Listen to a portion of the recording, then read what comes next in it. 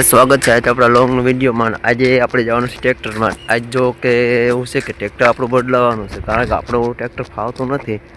એનું કારણ છે કે આપણે એને ટ્રેક્ટર દબાઈ છે જંગીરમાં, એટલા માટે મેં કીધું કે ભાઈ આપણે ટ્રેક્ટર બદલાવી નાખી. એટલે આપણે ટ્રેક્ટર બીજું લેવાનું છે. કદાચ આપણા હાથમાં બીજું જઈશું. વલણ 48 જોઈએ આગળ મજા આવશે તો.